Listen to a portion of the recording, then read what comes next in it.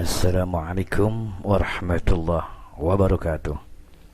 Salam Rahayu, salam nama budaya, dan salam sejahtera senusantara. Apa kabar teman-teman? Lama RPI tidak muncul ya teman-teman ya. Dikarenakan RPI ini lagi sibuk di luar ya, jadi jarang sekali muncul untuk saat ini. Kini to the point aja ya teman-teman ya. To the point aja, kita membahas masalah settingan-settingan yang dilakukan oleh para kreator YouTube ya. Yang dilakukan oleh para kreator YouTube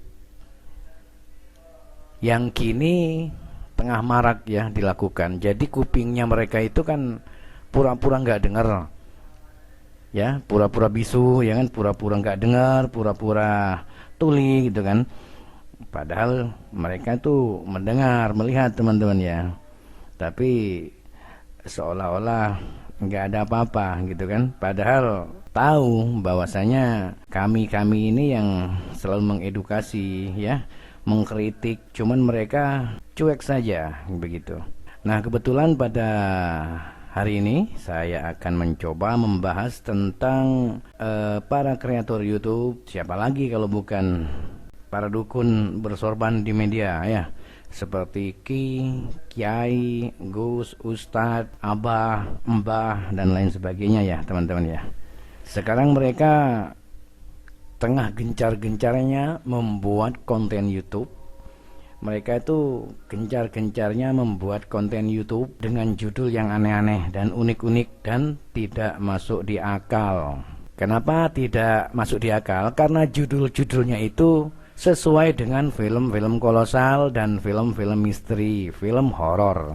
Apa yang mereka lakukan di media? Yang mereka lakukan di media itu adalah melakukan settingan.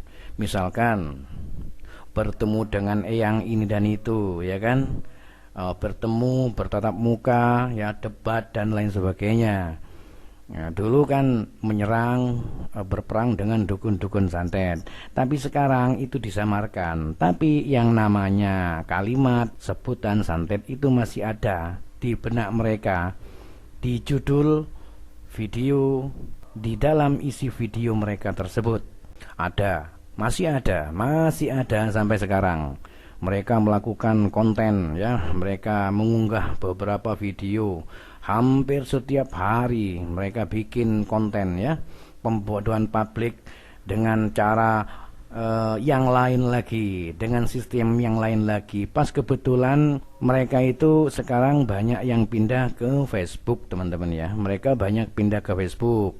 Mungkin mereka di YouTube itu merasa nggak enak teman-teman ya. Jadi seolah-olah selalu dikuntip, selalu diikuti, selalu dipantau, selalu dikritik, selalu dibully dan sebagainya. Akhirnya mereka itu rame-rame pindah ke Facebook. Tapi orang-orang Facebook sudah pada tahu semua, sudah dikasih tahu ya. Video-video RPI juga banyak di-share di Facebook, akhirnya sudah pada ngerti. Jadi ruang lingkup mereka sekarang sudah terbatas. Begitu teman-teman ya.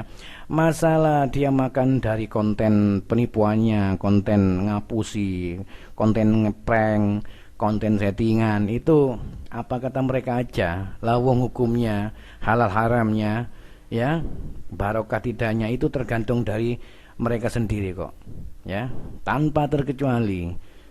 Selama belum ada disclaimer, selama belum ada keterangan deskripsi yang jelas. Nah, kalau mereka menggunakan deskripsi, keterangan yang jelas di opening dan sebagainya, baru itu disebut halal barokah hasilnya, karena melakukan aksi dalam film seperti layaknya film ya saudaraku ya. Kalau sekarang ini mereka nggak berani menayangkan opening yang isinya disclaimer, yang isinya pemberitahuan dulu ya kan, pasti selalu dirahasiakan begitu ya, seolah-olah serius, seolah-olah benar saudaraku ya. Ya itulah, bagi kita semua yang berakal sehat, jangan pernah kita menonton tayangan-tayangan para dukun-dukun bersorban, para penipu di YouTube ya, siapapun itu. Kecuali konten-konten kreasi yang bermanfaat, konten-konten yang mengedukasi, konten-konten pengetahuan ya, konten-konten tentang agama, debat agama ya, konten-konten yang isinya berita dan informatika yang bermanfaat bagi kehidupan, monggo silakan kapan saja kita menonton ya.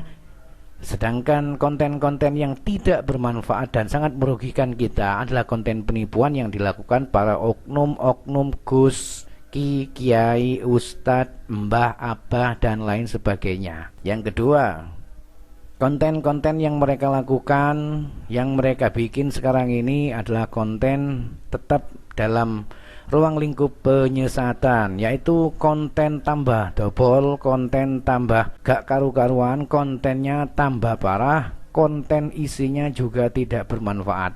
Jadi mereka itu main perang-perangan, main film-filman ya, main kejar-kejaran. Ya begitulah kerja mereka, karena orang-orang pengangguran yang masa depannya suram, yang kerjanya hanya menipu publik, ya seperti itu saudaraku. Jadi nggak ada dalam otaknya itu untuk berbisnis, untuk kembali ke jalan yang benar, untuk melakukan transaksi jual beli yang baik, membuka usaha dan lain sebagainya. Ada satu dua yang membuka usaha dari hasil menipu, dari hasil prank, dari hasil jual konten, dari hasil makan dari konten. Dibuat kafe, dibuat ini dan itu. Dan hukumnya itu hanya Allah yang tahu. Karena orang-orang seperti itu sudah merasa benar, saudaraku ya. Sudah merasa benar, nggak mungkin salah, begitu ya, karena kontennya tidak ada kaitan dengan hal-hal penipuan, kata mereka begitu. Padahal aksi-aksinya di video, di YouTube-nya itu semua settingan ya, film. Cuman sayangnya kenapa negeri plus 62 ini terlalu bodoh, saudaraku ya, terlalu bodoh untuk menyikapi mana konten hiburan dan mana konten yang abal-abal, mana konten yang real dan mana konten yang fiksi, mana konten yang asli dan mana konten yang menyesatkan, mana konten yang mendidik dan mana konten yang membodohkan atau pembodohan publik. Mereka nggak sadar, para netizennya, para pengikutnya nggak akan sadar, saudaraku. Seolah-olah apa yang tokohnya ya, apa yang dilakukan idolanya itu sudah dianggap 100% benar dan asli, padahal sudah banyak kasus ini dan itu. Tetap saja, makanya RPI sengaja hadir hanya memberitahukan info saja. Jadi sekarang konten-konten para penipu, botak bus tolol, kirongsokan, gos iblis, gos samsujin ya, ngangkang sejagat dan antek-anteknya dan pengikutnya dan kelompoknya semua pindah ke acara yang berbeda, tapi dalam ruang lingkup yang sama pula, yaitu membodohi publik dan membuat rekayasa dan membuat settingan serta membuat hal-hal yang bersifat baru agar terlihat nyeleneh, agar terlihat aman dari bully, aman dari tuduhan dan aman dari kecurigaan masyarakat, begitu saudaraku ya. Sebenarnya kalau saya pribadi nggak pernah merasa rese, nggak pernah usil kepada siapapun juga. Konten-konten kreator itu saya nggak pernah berurusan dengan mereka usil, terutama ya, saya nggak pernah usil kepada mereka.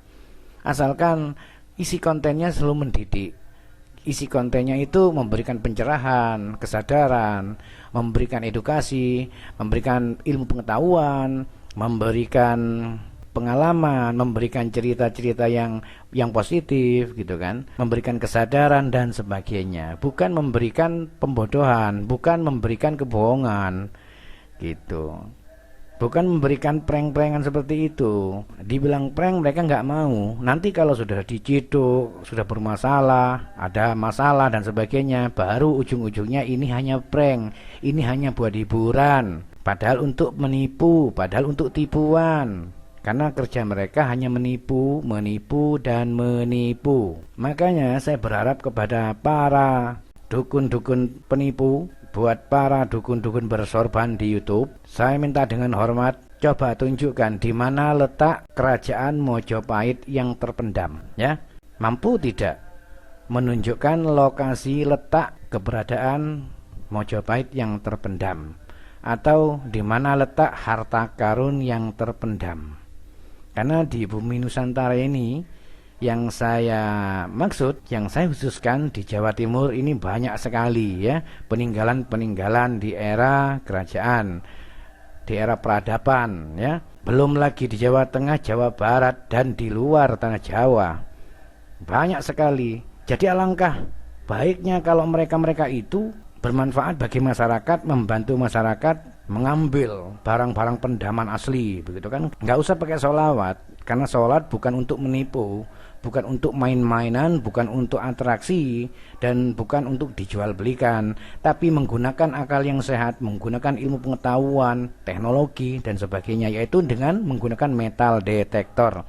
Tapi bagi para penipu yang sok-sok sakti, makanya saya tantang kalian semua, siapa aja lah ya, untuk mengambil dan menemukan letak keberadaan situs atau kerajaan Mojopahit yang terpendam. Karena kebetulan kami RPI membutuhkan informasi itu dan minta bantuan kepada kalian para dobol ya, para dukun-dukun bersorban di YouTube. Kalau memang mampu kalian, baik itu botak bustomi ya, baik itu kirongsokan, baik itu gos iblis, baik itu gos samsudin, baik itu ngangkang sejagat dan sebagainya ya. Mumpung kalian masih hidup, mumpung kalian itu masih makan enak ya, mumpung kalian masih ada umur, karena umur kalian nggak ada yang tahu. Siapa tahu besok atau lusa, 1 tahun 2 tahun ada yang mampus gitu kan. Jadi buat kenang-kenangan lah bagi mereka-mereka, buat kalian lah para penipu gitu kan.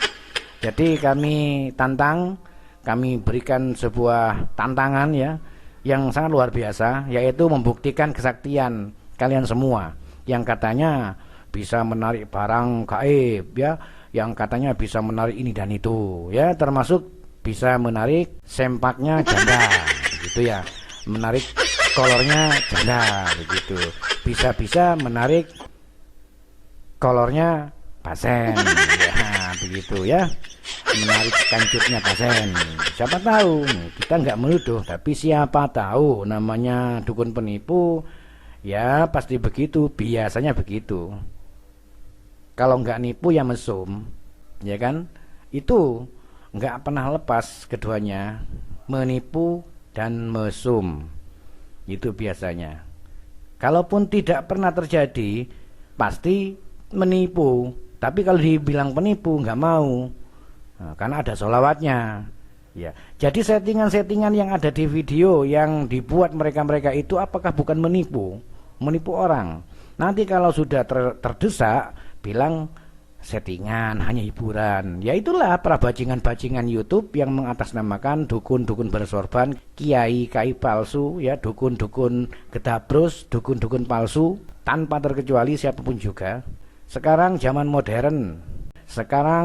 modern Gus, kiai, ustadz. Sekarang ini zaman modern, zaman orang banyak berpikir dan mengkaji. Zaman kenyataan, bukan zaman halusinasi, bukan zamannya halu, bukan zamannya orang-orang bodoh dan tolol, bukan zamannya orang-orang awam. Sekarang itu orang sudah banyak pandai, sudah banyak paham dan mengerti.